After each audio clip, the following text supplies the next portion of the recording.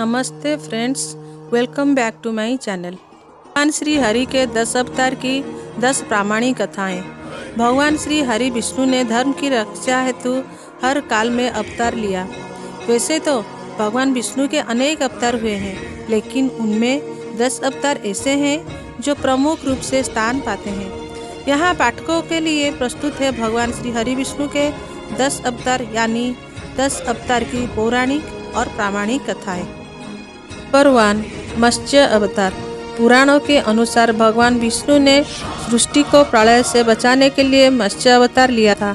इसकी कथा इस प्रकार है। कृतयुग के आदि में राजा सत्यव्रत हुए। राजा सत्यव्रत एक दिन नदी में स्नान कर जलांजलि दे रहे थे। अचानक उनकी अंजलि में एक छोटी सी मछली आई। उन्होंने देखा तो सोचा वापस सागर में डाल दूं। उस मछली ने बोला, आप मुझे सागर में मत डालिए, अन्यथा बड़ी मछलियाँ मुझे खा जाएंगी। तब राजा सत्यव्रत ने मछली को अपने कमंडल में रख लिया। मछली और बड़ी हो गई तो राजा ने उसे अपने सरोवर में रखा। तब देखते ही देखते मछली और बड़ी हो गई। राजा को समझ आ गया कि ये कोई साधारण जीव नहीं है। राजा ने मछली से वास्तविक रूप में आने की प्रार्थना की। राजा की प्रार्थना सुन साक्षात भुजाधारी भगवान विष्णु प्रकट हो गए और उन्होंने कहा कि ये मेरा मत्स्य अवतार है। भगवान ने सत्यव्रत से कहा, सुनो राजा सत्यव्रत, आज से 7 दिन बाद प्रलय होगी। तब मेरी प्रेरणा से एक विशाल नाव तुम्हारे पास आएगी। तुम सप्तऋषियों, औषधियों, बीजों वो प्राणियों के सूक्ष्म शरीर को लेकर उसमें बैठ जाना। जब तुम्हारी नाव डगमगाने लगेगी तब मैं मत्स्य के रूप में तुम्हारे पास आऊँगा। उस समय तुम वास्तु की नाग के द्वारा उस नाभ को मेरे सींग से बांध देना। प्रश्न पूछने पर मैं तुम्हें उत्तर दूंगा, जिससे मेरी महिमा जो परम ब्रह्मा नाम से विख्यात है तुम्हारे हृदय में प्रकट हो जाएगी। तब समय आने पर मत्स्य रूपधारी भगवान विष्णु ने राजा सत्यव्रत को तत्व ज्ञान का उपदेश दिया, जो मत्स्य पुराण नाम से प्रसिद्ध है। नंबर 2, कूर्म अवतार। धर्म ग्रंथों के अनुसार भगवान विष्णु ने कूर्म यानी कछुए का अवतार लेकर समुद्र मंथन में सहायता की थी। भगवान विष्णु के कूर्म अवतार को कच्छप अवतार भी कहते हैं। इसकी कथा इस प्रकार है। एक बार महर्षि दुर्वासा ने देवताओं के राजा इंद्र को श्राप देकर श्रीहीन कर दिया। इंद्र जब भगवान विष्णु के पास गए तो उन्होंने समुद्र मंथन करने के लिए कहा। इंद्र भगवान विष्णु को कहे अनुसार दैत्यों और देवताओं के साथ मिलकर समुद्र मंथन करने के लिए तैयार हो गए। समुद्र मंथन करने के लिए मंदराचल पर्वत को मथानी एवं नागराज वासुकी को नेति बनाया गया। देवता और दैत्यों ने अपना मतभेद भुलाकर मंदराचल को उखाड़ा और उसे समुद्र की ओर ले चले, लेकिन वे उसे अधिक दूर तक नहीं ले जा सके। अब भगवान विष्णु ने मंदराचल को समुद्र तट पर रख दिया।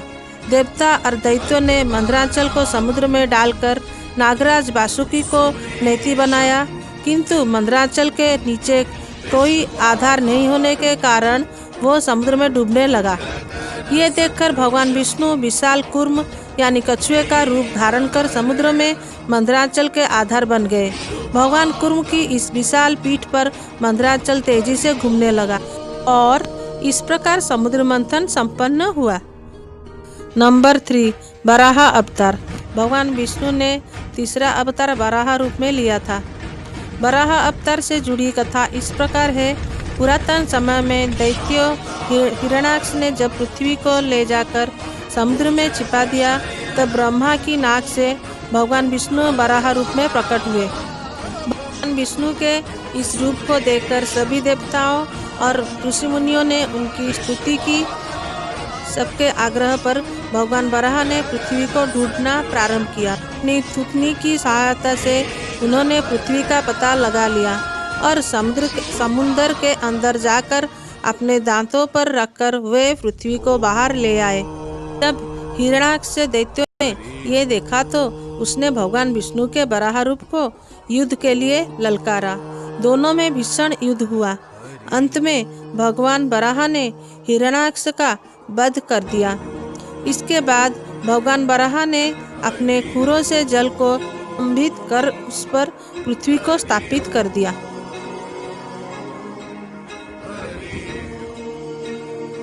नंबर 4, भगवान नरसिंह अवतार। भगवान विष्णु ने नरसिंह अवतार लेकर दैत्यों के राजा हिरण्यकश्यप का वध किया था। इस अवतार की कथा इस प्रकार है। धर्म ग्रंथों के अनुसार दैत्यों का राजा हिरण्यकश्यप स्वयं को भगवान से भी अधिक बलवान मानता था। उससे मनुष्य, देवता, पक्षी, पशु ना दिन में, ना रात में, ना धरती पर, ना आकाश में, ना अस्त्र से, ना शस्त्र से मरने का वरदान प्राप्त था। उसके राज में जो भी भगवान विष्णु की पूजा करता था उसको दंड दिया जाता था। उसके पुत्र का नाम प्रहलाद था। प्रहलाद बचपन से ही भगवान विष्णु का परम भक्त था। ये बात जब हिरण्यकश्यप का पता चली तो वो बहुत क्रोधित हुआ और प्रहलाद को समझाने का प्रयास किया, लेकिन फिर भी जब प्रहलाद नहीं माना तो हिरण्यकश्यप ने उसे मृत्युदंड दे दिया। हर बार भगवान विष्णु की चमत्कार से वो बच गया। हिरण्यकश्यप की बहन होलिका जैसे अग्नि से ना जलने का वरदान प्राप्त था। वो प्रहलाद को लेकर धधकती हुई अग्नि में बैठ गई। तब भी भगवान विष्णु की कृपा से प्रहलाद बच गया और होलिका जल गई। जब हिरण्यकश्यप स्वयं प्रहलाद को मारने ही वाला था तब भगवान विष्णु नरसिंह का अवतार लेकर खंभे से प्रकट हुए और उन्होंने अपने नाखूनों से हिरण्यकश्यप का वध कर दिया। नंबर 5, वामन अवतार। सतयुग में प्रहलाद के पुत्र दैत्यराज बलि ने स्वर्गलोक पर अधिकार कर लिया। सभी देवता इस विपत्ति से बचने के लिए भगवान विष्णु के पास गए। तब भगवान विष्णु ने कहा कि मैं स्वयं देवमाता अदिति के गर्भ से उत्पन्न होकर तुम्हें स्वर्ग का राज्य दिलाऊंगा। कुछ समय पश्चात भगवान विष्णु ने वामन अवतार लिया। एक बार जब बलि महान यज्ञ कर रहा था तब भगवान वामन बलि की यज्ञशाला में गए और राजा बलि से 3 पग धरती दान में मांगी।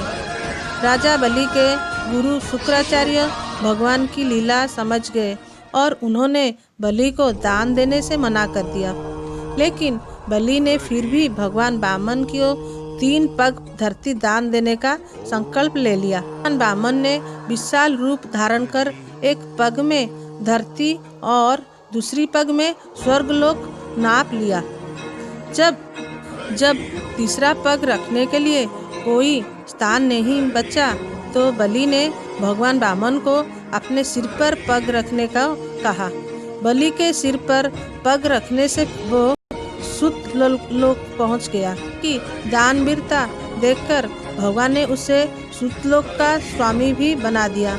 इस तरह भगवान वामन ने देवताओं की सहायता कर उन्हें स्वर्ग पुनः लौटाया। नंबर 6, श्री राम अवतार। त्रेता युग में राक्षस राज रावण का बहुत आतंक था। उससे देवता भी डरते थे।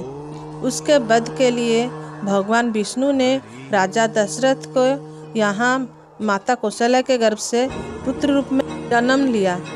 इस अवतार में भगवान विष्णु ने अनेक राक्षसों का वध किया और मर्यादा का पालन करते हुए अपना जीवन यापन किया। पिता के कहने पर वनवास गए।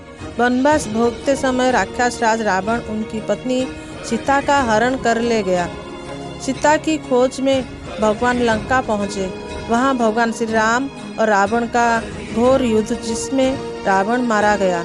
इस प्रकार भगवान विष्णु ने राम अवतार लेकर देवताओं को भय मुक्त किया। नंबर 7, श्री कृष्ण अवतार। द्वापर युग में भगवान विष्णु ने श्री कृष्ण अवतार लेकर अधर्मियों का नाश किया। भगवान श्री कृष्ण का जन्म कारागार में हुआ था। इनके पिता का नाम वसुदेव और माता का नाम देवकी था। भगवान श्री कृष्ण ने इस अवतार में अनेक चमत्कार किए और दुष्टों का सर्वनाश किया। कंस का वध भी भगवान श्री कृष्ण ने ही किया। महाभारत के युद्ध में अर्जुन के सारथी बने और दुनिया को गीता का ज्ञान दिया। धर्मराज युधिष्ठिर को राजा बनाकर धर्म की स्थापना की। भगवान विष्णु का ये अवतार सभी अवतारों में सबसे श्रेष्ठ माना जाता है। नंबर 8, परशुराम अवतार। परशुराम या परशुराम कुल्हाड़ी के 7 योद्धा हैं। वो जमदग्नि और रेणुका के पुत्र हैं और शिव की तपस्या के बाद उन्हें एक कुल्हाड़ी मिली है। वो ब्राह्मण और क्षत्रियों के बीच कर्तव्यों के साथ हिंदू धर्म में पहला ब्राह्मण क्षत्रिय या योद्धा संत हैं। राजा कर्तव्य अर्जुन और उनकी सेना ने अपने आश्रम में परशुराम के पिता का द्वारा किया और संत उन्हें दिव्य गाय कामधेनु के साथ खिलाने में सक्षम थे। राजा ने जानवर की मांग की। जमदग्नि ने मना कर दिया और राजा ने इसे बल से लिया और आश्रम को नष्ट कर दिया। तब परशुराम ने राजा को अपने महल में मार दिया और उनकी सेना को नष्ट कर दिया। बदला लेने के लिए कर्तव्य के पुत्रों ने जमदग्नि को मार डाला। परशुराम ने पृथ्वी पर 21 बार हर क्षत्रियो को मारने का संकल्प लिया और 5 झीलों को अपने खून से भर दिया। अंत में उनके दादा ऋषि रुचिका दिखाई दिए और उन्हें रोक दिया। वो चिरंजीव हैं और माना जाता है कि वो आज महेंद्रगिरी में तपस्या में जीवित हैं। पराक्रमी राजा कर्तव्य ने अपने पिता को मारने के बाद परशुराम को 21 बार क्षत्रियों के दुनिया से छुटकारा पाने के लिए जाना जाता है। उन्होंने महाभारत और रामायण के महत्वपूर्ण भूमिका को निभाई। भीष्म, कर्ण और द्रोणों के गुरु के रूप में सेवा की। परशुराम ने कांकण, मालवार और केरल की भूमिका को बचाने के लिए अग्नि समुद्रों से भी लड़ाई लड़ी। वो शास्त्रों में वर्णित 7 अमर में से एक है। नंबर 9, गौतम बुद्ध अवतार। जब दुनिया ने शास्त्रों की वास्तविक समझ खो दी थी और अज्ञानता में फंस गया था, बुद्ध ने एक प्रबुद्ध व्यक्ति ने स्वयं को महसूस करने में आत्म साक्षात्कार और आत्म प्रयास के महत्व को दोहराया। वो बौद्ध धर्म की संस्थापक थे। आमतौर पर हिंदू धर्म में विष्णु के अवतार के रूप में शामिल हैं। बुद्ध का हिंदू धर्म ग्रंथों में एक उपदेशक के रूप में दर्शाया जा सकता है, जो वैदिक धर्म ग्रंथों के मार्ग से दूर राक्षसों और विधर्मियों का उद्धार करता है। एक अन्य दृष्टिकोण उसे एक दयालु शिक्षक के रूप में प्रशंसा करता है, जिसने अहिंसा के मार्ग का प्रचार किया।